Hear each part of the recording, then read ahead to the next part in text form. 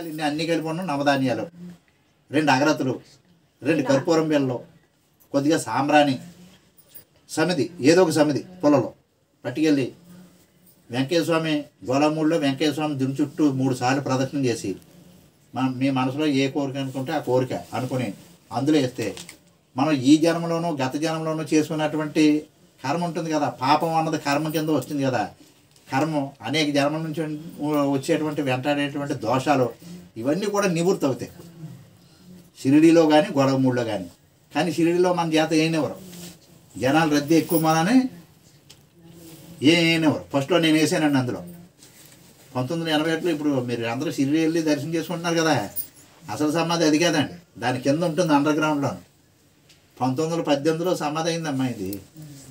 షిరిడీ సాయినాథుడు 15వ తారీఖు అక్టోబర్ నెల 10వ నెల 1918వ సంవత్సరం విజయదశమి పుణ్యపర్వదినంలో సిద్ధి పొందారు ఆయన. అప్పుడు అదంతా కూడా పల్లంగా ఉండేది, ఊరికే గోయి తీసి సమాధి చేశారు అంతే ఆయన్ని. ఇప్పటికి ఎన్ని సంవత్సరాలు అయింది? 100 సంవత్సరాలు దాటేసింది కదా. మరి రోడ్లు అవి వేసి బిల్డింగ్లు అవి కట్టి ఎత్తు అయిపోతుంది కదా, మనం దాని మీద కింద ఎక్కడైతే సమాధి చేశారో అదే లెవెల్లో పైన స్లాబ్ వేసి దానిపైన సమాధి కింద విగ్రహం పెట్టారు 1954లో. అది దర్శనం చేసుకుంటాం మనం అందరం. ఆ లోపల దీపాలు అవి ఏమి ఉండవు, ఆవునేరు దీపాలు వెలుగుతూ ఉంటాయి, లక్ష్మీదేవి విగ్రహం ఉంటుంది.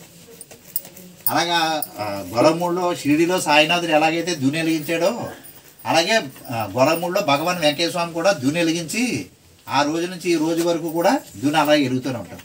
తర్వాత స్వామివారు ఉన్నప్పుడు, స్వామి ఇప్పుడు సిద్ధి పొందిన తర్వాత కూడా ఆ రోజు నుంచి ఈ రోజు వరకు కూడా నిత్యం అన్నదానం జరుగుతూనే ఉంటుంది. నిత్యం అన్నదానం, టికెట్ అది ఏమి ఉండదు, డబ్బులు ఏం కట్టట్లేదు. ఉదయం భోజనాలు ఫ్రీ, మధ్యాహ్నం రాత్రి భోజనాలు ఫ్రీ. ఆ దునిలో మనకి నేను చెప్పినటువంటి ఈ సామాన్లు ఉన్నాయి కదా, ఈ సామాన్లన్నీ మన ఇంటి దగ్గర నుంచి పట్టుకెళ్ళచ్చు, లేకపోతే అక్కడ 10 రూపాయలు ఇస్తారండి. 10 రూపాయలకి ఇవన్నీ వస్తాయి. కొబ్బరికాయ ఎంత అండి ఇప్పుడు బయట? కొబ్బరికాయ ఎంతమ్మా బయట దేవుడి దగ్గర కొట్టుకుంటూ ఉంటే 20 రూపాయలు. చిన్నగా అయితే 15, కొంచెం పెద్దగా అయితే 20, అంతే కదా. అక్కడ కురుడికాయ, 2 అగరత్తులు, కర్పూరం, నవధాన్యాలు అన్నీ కలిపి 10 రూపాయలకి ఇస్తారు. అది వ్యాపారమా లేకపోతే భక్తిని పెంపొందించడానికి? వ్యాపారం అయితే భక్తిని పెంపొందించడానికమ్మా. అంటే ఆధ్యాత్మికంగానే చూస్తారు అక్కడ. అదే కాయ ఇవన్నీ ఎంత అవుతుందని 10-30 రూపాయలు లాగేచ్చు. 4 పోటీగాడు కొట్టేట్టుకుంటే 30 రూపాయలు లాగేస్తారు. కానీ అక్కడ ఏంటంటే ఆధ్యాత్మికాన్ని పెంపొందింపు చేయాలి, వెంకయ్య స్వామి ఆశీస్సులు అందరికీ లభించాలని అనేటువంటి సత్సంకల్పంతో ఆ దేవస్థానం వాళ్ళు ఆ దున్నులు వేసేటువంటి ద్రవ్యాలు 10 రూపాయలుగా అందిస్తున్నారు. ఒకవేళ మనం ఇంటి దగ్గర నుంచి పట్టుకెళ్ళడం మర్చిపోయినా అక్కడ అన్నీ దొరికారు. అలాగే నిత్యం అక్కడ అన్నదానం. అలాగే మన ఈ దేవి అక్కయ్య గారికి అప్పించారు. వెంకయ్య స్వామి కనపడి నాకు ఎవడో కనపడతలేదు, ఆవిడ కనిపించారు పాపం. వెంకయ్య స్వామి ఆయన స్వప్నంలో కనిపించి, నువ్వు అలా ఇంట్లో కూర్చుంటే ఎలాగమ్మా, పిల్లలు పెళ్ళయింది, బాల్యంలో ఆటలంటూ అయిపోయి, యవనం వచ్చింది, పెళ్లి చేసుకున్నాం, పిల్లని కన్నాం, కౌమార దశ వచ్చిన తర్వాత బాధ్యతలన్నీ తీరిపోయి కూతురు పెళ్లి చేసో కొడుకు పెళ్లి చేసో అలా ఇంట్లో కూర్చుంటే ఎలాగా? వెంకయ్య స్వామి చరిత్ర ఇంటింట నువ్వు ఎవరు కోరితే వాళ్ళ ఇంటికి వెళ్ళి పారాయణం చేయని చెప్పేసి వెంకయ్య స్వామి ఆవిడికి అప్పగించారు బాధ్యత. ఆవిడ మన రాయవరం, అలాగే మహేంద్రవాడ, కొప్పవరం, కొత్తూరు, అనపర్తి, ఇలాగ అత్తమూరు, గొల్లల మావిడాడ ఇవన్నీ కూడా తిరిగి ఆవిడ వెంకయ్య స్వామి పారాయణం చేసి పుణ్యం కట్టుకుంటాం. ఆ వెంకయ్య స్వామి యొక్క పారాయణం ఎక్కడికి వచ్చి చేసినా కానీ డబ్బులు తీసుకోరు. డబ్బులు అంటే తీసుకోరు, దారి ఖర్చులు కానీ అవి ఏం డబ్బులు ఏం తీసుకోరు. ఇక లాస్ట్ టైం మన అమ్మగారింటి దగ్గర చేశారు, ఏవో ఇచ్చారు, అవి అన్నదానాన్ని కట్టి రసీదులు పంపేశారు. ఎంతో డబ్బులు ఇచ్చారంటే ఇలా ఖర్చులు కానీ 500 ఎంతను ఆ అన్నదానాన్ని కట్టేసి వీళ్ళ పేరు మీద అన్నదానాన్ని కట్టేసి రసీదులు పంపించేశారు వాళ్ళకి. అంచేత దేవుడి పేరు చెప్పి వ్యాపారం చేసేటువంటిది ఇది ఈ యొక్క అవధూత సాంప్రదాయంలో ఉండదు.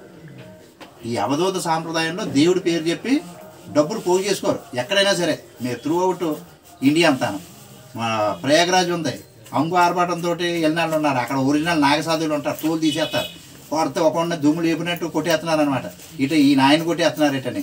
అంటే నువ్వు ఈ అంగు ఆర్భాటాలతో జనాన్ని మోసం చేసి డబ్బులు పోగు చేసుకుంటున్నావు అని కొట్టేస్తున్నారు. చూసారు మీరు? చూడలేదా? దుల్ల కొట్టేస్తున్నారు అనమాట. మామూలుగా ఉండదు. వాళ్ళ పోలీసులు కాదు, గవర్నమెంట్ వాళ్ళు కాదు, ఎవరు వాళ్ళని ఆపలేరు. వాళ్ళంటే అందరికీ ఆడలే. ఏం చేత వాళ్ళు అక్కడ ఉండి షణ్గా కాలితే మాయమైపోతారు, షణ్గా ప్రత్యక్షం అవుతారు. ఆ అష్టసిద్ధులు వాళ్ళకు ఉంటాయి. అష్టసిద్ధులు వాళ్ళకి ఉంటాయి, లభిస్తాయి. అందుకే వాళ్ళు డేరింగ్ అండ్ డాషింగ్ డైనామిక్ హీరోలాగా ఉంటారు వాళ్ళు. ఈ అవధూత సాంప్రదాయంలో ఉన్నటువంటి మహాత్ములు ఎవరైనా మన గొల్లలమాడ జయజయన స్వామి, అలాగే మన షిరిడి సాయినాథుడు, గొల్లమూడి వెంకయ్య స్వామి, చివటమ్మ గారు, ఉండ్రాజవరం సీతేంద్రబాబు గారు, ఇటువంటి మహనీయులు అందరినీ కూడా మనం దర్శించుకుని స్మరించుకుని కీర్తించి శ్లాఘించి మన ఈ యొక్క మహాకుంభమేళా టైంలో మనం అనుకోకుండా ఈ రోజుని సత్సంగ కార్యక్రమం పెట్టుకున్నాం. మరి వెంకయ్య స్వామి గురించి చెప్పుకోవాలంటే చాలా చాలా ఉన్నాయి. తర్వాత అలాగే విజయవాడ వైవి రాజు గారి ఆధ్వర్యంలో కూడా అనేక చోట్ల కార్యక్రమాలు జరుపుతున్నారు. మన డిసెంబర్ నెలలో 2024 సంవత్సరం డిసెంబర్ నెలలో 13వ అఖిలాంధ్ర భక్త సమ్మేళనం కార్యక్రమం పెట్టారు. అలాగే అంతకుముందు కూడా పెట్టారు. ఆ కార్యక్రమానికి రెండు సాయి గారు అంటే వెళ్ళాం. మీ అందరి తరఫుని వెళ్ళి స్వామిని దర్శనం చేసుకుని చేయడం జరిగింది.